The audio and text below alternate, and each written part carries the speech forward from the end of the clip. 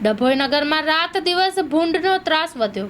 ડભોઈ ટાઉનમાં લોકો ભૂંડોથી ત્રાહિમામ પોકારી ઉઠ્યા છે। ડભોઈ નગરમાં ભૂંડ ઓછા હતા પણ દિવસે ને દિવસે ભૂંડમાં વધારો થઈ રહ્યો છે, જેમાં લોકો પરેશાન થઈ રહ્યા છે। રાતના સમયે રોડ પરથી અચાનક સામે આવી જતા વાહન ચાલકો પડી જવાના બનાવો પણ બની રહ્યા છે ને પડી જાય તો ગંભીર ઈજાઓ થાય છે અને તેને લઈને નગરના લોકો ભૂંડ પકડનારાઓને ડભોઈ નગરમાંથી ઓછા કરે તો લોકોને રાહત મળે। દિવસે ને દિવસે ડભોઈ શહેર અને તાલુકામાં ભૂંડના ત્રાસથી લોકો ત્રાહિમામ પોકારી ઉઠ્યા છે।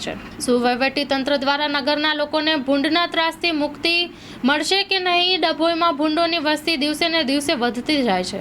નાના બાળકોને ભૂંડો કરડી પણ ખાય છે। જ્યારે રોડ પર બાઇક ચાલક પસાર થતા હોય તે સમયે ભૂંડોનું ઝુંડ અચાનક જ રોડ પર દોડી આવતા બાઇક ચાલકને બાઇક પરથી ફેંકી દે છે, જ્યારે અનેક ચાલકો ઇજાગ્રસ્ત થાય છે અને નગરના છેવાડા આવેલા વિસ્તારોમાં વધુ ભૂંડનો ત્રાસ જોવા મળી રહ્યો છે।